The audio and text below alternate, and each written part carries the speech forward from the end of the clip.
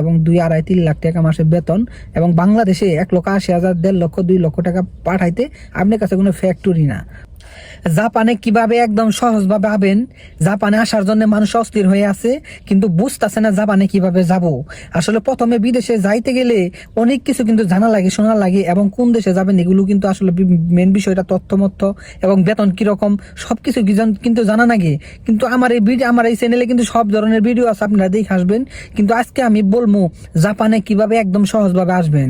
জাপানে আসতে হইলে আপনার কি কি করণ লাগবো, এবং কি কি পদক্ষেপ নিয়ন লাগবো, এবং কতদিন সময় লাগবো, এবং কত টাকা খরচ হইতে পারে, এবং কি করতে হইতে পারে, কেন আপনার এই জাপান সিলেক্ট করবেন। তো বিষয়টা হলো আপনি কেন জাপান সিলেক্ট করবেন একদম সহজভাবে আপনাদেরকে আজকে একদম ব্যাখ্যা করবো।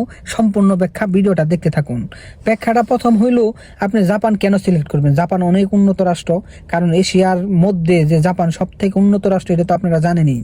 জাপান এমন উন্নত, ইউরোপ অনেক কান্ট্রি আছে তাদের কাছে কোনো বেলই নাই, কারণ জাপানে এমন টেকনোলজি, এই জাপান থেকে তারা শিখে অন্য দেশে এগুলো কিন্তু কপি করে।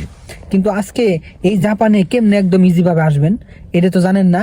আজকে আমি আপনাদেরকে জানাই দিমু জাপানে কেমনে ইজিভাবে আবেন। তো জাপানে কিন্তু বেতন অনেক বেশি, বিভিন্ন রাষ্ট্র থেকে, ইউরোপের থেকেও কিন্তু বেতন জাপানে অনেক বেশি। তো আপনার জাপানে এত বেতন, কিন্তু একদম সহজভাবে কিভাবে যাবো আপনারা তো এটা বুঝতেছেন না। আমার এই ভিডিওতে আজকে বুঝতে পারবেন জাপানে কিভাবে সহজভাবে আবেন।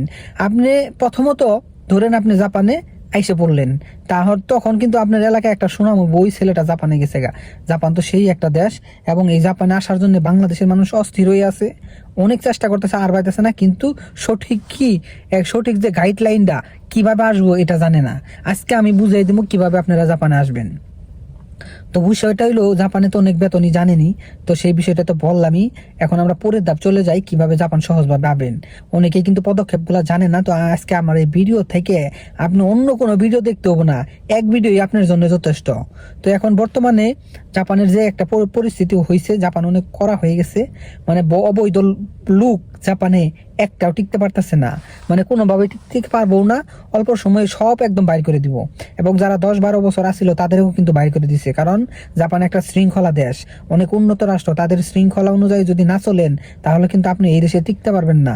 এই জন্য সুন্দর একটা ভবিষ্যৎ, শৃঙ্খলা এবং নম্র ভদ্র একটা আচরণ বিধি দেশে আসতে গেলে আপনারা কিছু পলিসি আছে, সেই পলিসি যদি জানেন আপনি অটোমেটিক জাপানে কখন এসে পড়বেন জানবেন না। পলিসিটা কি? পলিসিটা হইলো জাপানে আসতে হইলে আপনি যেমন বাংলাদেশে বা ইন্ডিয়া বা ইউরোপে আপনি যে দেশে যান না কেন, আপনি কিন্তু যেখানে বাঙালি বেশি সেখানে বাংলা ভাষা ইউজ করেন মধ্যরাষ্ট্রে, কিন্তু জাপানে কিন্তু এত বাঙালি নাই, অন্য দেশের মানুষও কম। তো বিশেষ করে বাঙালি যেহেতু কম, তাহলে তো আমরা বাংলা কথা কইতে পারবো না। তাহলে আমাদের এখানে জনকা কাজ করবো, আমি একলাই থাকবো এক কোম্পানিতে, তাদের সাথে কিভাবে কনভারসেশন বা কথাবার্তা বলা লাগে। তো সেই ক্ষেত্রে যেহেতু বেতন বেশি, আপনি একাই কাজ করবেন, একাই সব করার জন্য একটা এবিলিটি তৈরি করা লাগবে না। সেক্ষেত্রে আপনার কিন্তু এই দেশের ভাষাটা শিখতে হবো। এই ভাষাটা কেন শিখতে হবো? আপনি অনেক টাকা ইনকাম করবেন এবং ভালো একটা ভবিষ্যৎ তৈরি করবেন, এই দেশের পাসপোর্ট নেবেন, এই দেশে যে এই জাপানিরা যেভাবে চলে আপনারা চলবেন, তাহলে কি আপনার একটু কষ্ট করে ভাষাটা শেখা লাগবো না? অবশ্যই শেখা লাগবো। তো যেই দেশে যান না কেন আপনি কিন্তু সবকিছু একদম নিজের করে নিতে গেলে আপনার কিন্তু সবকিছু জানুন লাগবো। তো সেটা জানবেন কিভাবে? ভাষার মাধ্যমে। আপনি যখন ভাষা শিখবেন মোটামুটি 6 থেকে 1 বছর লাগবো। আপনি অস্থির হয়েন না, আগে যায়েন না, দাঁড়ান। 6 থেকে 1 বছর কেন লাগবো? একটা দেশের ভাষা আয়ত্ত করতে গেলে মোটামুটি একটু শিখলে হইলো। মোটামুটি শিখে N4 লেভেল আছে, N5 থেকে শুরু। N5 মানে যারা না পা তারাও N5 পরীক্ষায় পাশ করতে পারে, যারা একটু মোটামুটি পারে তারা N4 পরীক্ষায় পাশ করতে পারে, সহজ, এত কঠিন না। তো বিষয় হলো আপনি যদি 6 মাস ভালো করে পড়েন, আপনি 6 মাসে N4 পাস করে ফেলাই দিবেন। 6 মাস মানে আপনি যেমন কোর্সে ভর্তি হইলেন, আপনার 3 মাসের কোর্স, তারপরের মাসে পরীক্ষায় আপনি কিন্তু N4 পাস করে দিবেন। N4 পাস করলে আপনি N4 পাস করে ফেলাইছেন জাপানিজ লেভেল। আপনি কিভাবে আসবেন? জাপানিজ লেভেল হইতেছে ভাষার উপরে। যেমন আইএলটিএস আছে, আইএলটিএস কিন্তু অনেক কঠিন, এই জাপানিজ ভাষা কিন্তু এত কঠিন না। বাংলার সাথে কিছু মিল বা সাদৃশ্য মিল আছে, সেক্ষেত্রে বাংলাদেশের কাছে একদম সোজা, শিখতে একদম সোজা। তো বিষয়টা হলো আপনি তো অনেক ভাষা ধরেন N4 পরীক্ষা টুপ করে পাশ করে ফেলাই দিলেন 3, 4, 5, 6 মাসের মধ্যেই, ভালো করে আপনি N4 পাশ করে লাইলেন। তারপরে বাকি ধাপটা কিভাবে আসবেন, এটা একদম সোজা। আপনারা যারা ভাষা শিখবেন তাও কমেন্ট করবেন, যারা যারা তাড়াতাড়ি জাপানে আইতে চাইতেছেন, ভাষা শিখে বই হয়েছেন, পদক্ষেপ পাইতেছেন না, তারাও আসবেন। কারণ আমি আপনাদেরকে পথ দেখাই নিয়ে যাম। এখন সব কথা বললে তো এখানে আসলে পাবলিকলি হয়ে যাইতেছে গা। একদম সহজভাবে আসার জন্য পদ্ধতিটা আমি আপনাদেরকে একদম পার্সোনালি জানাইতে চাই। কিন্তু এখানে যদি বলি আমি, আসলে বিষয়টা হইতেছে পাবলিকলি করলে সবাই ইরিক পড়বো, আমি তো সেটা আমার দরকার নাই। আমার দরকার আমি মানুষ দেখবো এবং তাকে আমি একদম ভালোভাবে মন থেকে তাকে কিভাবে তাড়াতাড়ি আসবো, 6 মাসের মধ্যে আয় পড়বো জাপানে, সেই বিষয়টা আমি খুলে কমু। এখন যারা যারা জাপান তাড়াতাড়ি আসতে চাইতেছেন আমার সাথে যোগাযোগ করেন, কমেন্টে জানান এবং যেমনই আমার সাথে যোগাযোগ করেন। না হলে কিন্তু জাপানে আপনি অনেক পড়ালেখা করে বইয়ে থাকবেন, ভাষা শিখে বছরের পর বছর বই থাকবেন, কোনো লাভ হইতো না ভাই, এত সোজা না। কিন্তু আমি এমন পদক্ষেপ দেখাই দিমু, আপনি 6 মাসের মধ্যে যদি জাপানে না আসেন তারপর আমার এই কমেন্টে গালি দিবেন ভাই, আপনার কথা শুনে তো আমি যাইতারি নাই। যদি আমার কমেন্টে যে কমেন্ট করব সে যদি জাপানে আসার মতো আগ্রহ থাকে এবং কি ভাষা শেখার মতো দক্ষতা থাকে, সে অবশ্যই জাপান যাবো, খুব শীঘ্রই যাবো। এবং আপনারা কমেন্ট করবেন, আমি পার্সোনালি আপনি করে জানাই দিব কিভাবে একদম তাড়াতাড়ি জাপানে আসবেন।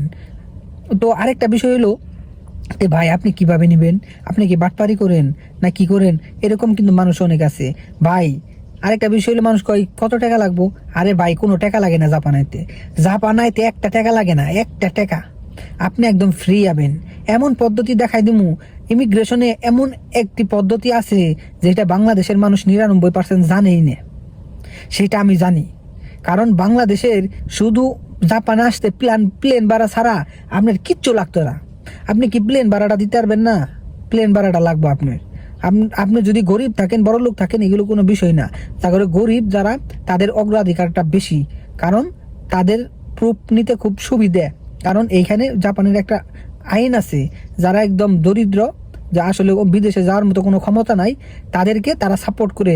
বাংলাদেশে কোনো রকম খালি প্লেন ভাড়াটা যদি আপনার থাকে তাহলে জাপানে একদম আসতে সুবিধা। এবং কিভাবে আসবেন অবশ্যই আমার সঙ্গে যোগাযোগ করেন। এনে কোনো কারোর টাকাও খরচ হবো না, কারো বাটপারি নাই। আপনার সাথে আমার বাটপারি করে লাভ কি ভাই? আপনি তো টাকাই লাগবো না, খালি প্লেন ভাড়াটা আপনি যেটা আসবেন, গাড়ি ভাড়া সেটা লাগবে না, সেটা তো আর আমি দিতে পারবো না। 1 জন 2 জন 20 জন 25 জন 30 জন আইলে তখন আমি কই পাবো? তো সেক্ষেত্রে আপনার খালি প্লেন ভাড়াটা নিয়ে আপনি জাপান আসার জন্য প্রস্তুত থাকেন। এবং 2, 2.5, 3 লাখ টাকা মাসের বেতন, এবং বাংলাদেশে 1,80,000, 1.5 লক্ষ, 2 লক্ষ টাকা পাঠাইতে আপনার কাছে কোনো ফ্যাক্টরি না।